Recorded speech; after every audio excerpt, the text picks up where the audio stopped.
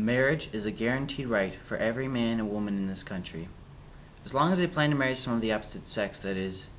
Marriage for homosexual couples is a right that has consistently been denied by our country, with the exception of a small handful of states.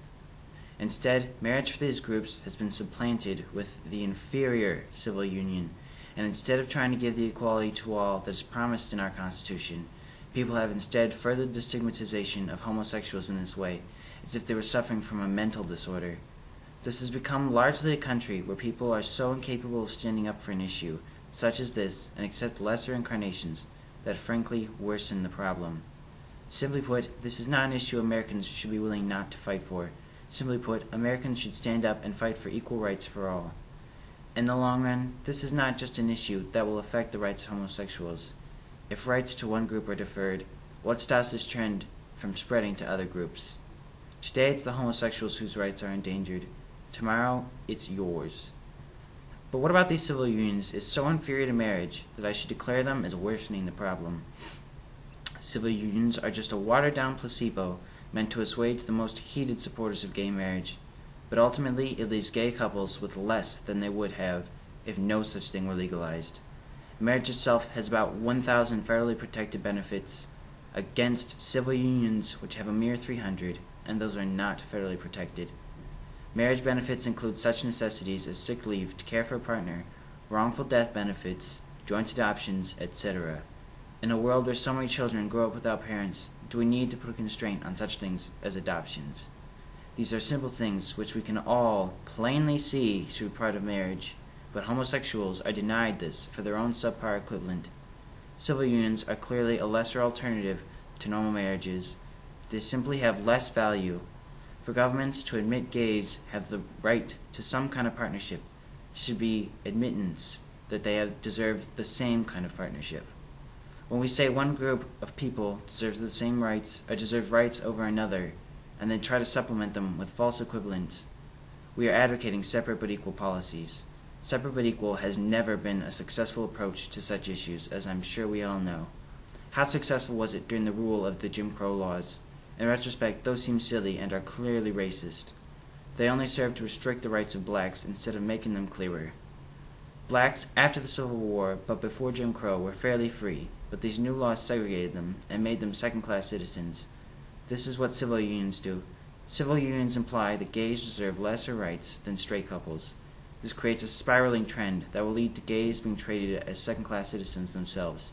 Civil unions are constraining the same way, not quite as constraining as the Jim Crow laws, but one step in the wrong direction starts an avalanche of public stigma and further restrictions. It is my hope that the eventual path of the civil rights movement will come to the gay rights movement, with true equal rights being restored. Let's take a step back for a minute, though. I have said gay couples are being treated as less than straight couples. Maybe you as a viewer are on the fence about whether or not to support this issue, because you know there are religious entanglements. Churches say it should not happen, so it shouldn't be legal. I ask you now to look at this issue as a freedom-loving American, which I hope you are, not as whatever religion you come from. Try to separate your religious feelings from the matter. Take a step back and look at marriage for what it is, a legal union. I stress the importance of it being a legal union. Legality is important because otherwise, why would so many activists fight for marriage to be legalized? Spiritual unions are not worthless, but the benefits given to marriage have clearly shown the legal value of marriage. In addition, spiritual union does not accommodate those who are irreligious and non-spiritual. So try to look at marriage entirely for its legal value and not for its spiritual meaning. Technically, a homosexual could engage in a spiritual marriage anyways, and legality would not be relevant. So it would be useless to focus on anything other than the legal aspect. Consider a man and woman. They are equally capable of making decisions and have decided to get married. The situation makes sense to us as people, yet the same could not be said for two men who decide to get married. We put them into this category of being less people and try to subvert them with such things as civil unions, as I mentioned. The government does not recognize their marriages because of the bigotry of many, often with religion as an excuse. Yet how does that account for the marriages of those who are Jewish or atheists or Muslim? Maybe you just don't consider yourself part of any religion at all. Why then should a religious establishment be able to decide your rights, particularly in a country that has declared a separation of church and state? The church has no say in the matters of straight marriages, yet it is often cited as a reason not to legalize gay marriage. The church has no place, and trying to treat marriages as this holy thing that homosexuals are violating only further stigmatizes them as somehow unholy. Trying to replace them with something gays won't impede upon with their anti-religious morals only serves to further the damage of the view of gays as equal people. So gays shouldn't be regarded in that religious fashion, but maybe you are still thinking, they shouldn't be allowed to marry because that will encourage gay families where they raise children. They will raise the children poorly and hurt society even more. Well, apparently not, according to Michael Lamb, who testified at the appeal as an expert witness for the legalization of Proposition 8, which denied gays the right to marry in California. The psychologist cited numerous studies explaining that children raised with gay parents were not significantly different from those raised by single parents. In addition, the children were not even more or less likely to be homosexual. Contrary to common belief, while the children were more likely to be bullied specifically about their parents' sexuality, they were not more likely to be bullied on the whole. Do gays make bad parents? No. Apparently, though, they are ruining the sanctity of marriage. Marriage is so valued in our culture as it is, with half of all marriages ending in divorce. We have marriages like Kim Kardashian's that end after 72 days, and we think that we have the right to say gays are hurting the sanctity of marriage.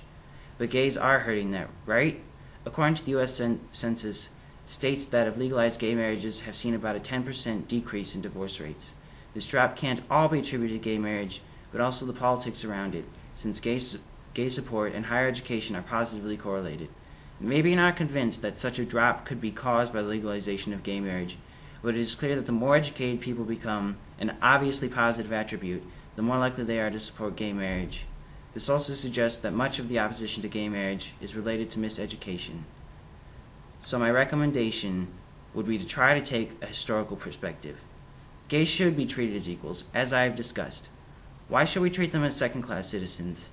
I posit that, particularly in the last century, there have been many minority groups that have fought for their rights, and that gays are just another one of these groups.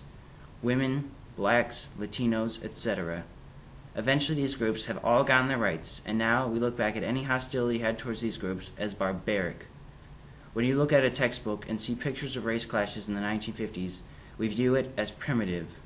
I think in the future, the struggle for gay rights will succeed, and those who fought so vigorously against it will be looked upon in a similar light. Is that what you want to be looked upon as? Consider this, and consider how homosexuals are being treated as second-class citizens for arbitrary reasons to disguise the fact that people are really just afraid of something like that seems strange. Overcome this fear of the unknown, and don't let normal people be treated as less than others. When people just settle for subpar solutions that merely serve to demonstrate how the minority is different, they're prolonging a fight to the inevitable. Don't let false fixes substitute gay marriage. Stand up and show your support, or you are yourself aiding the problem.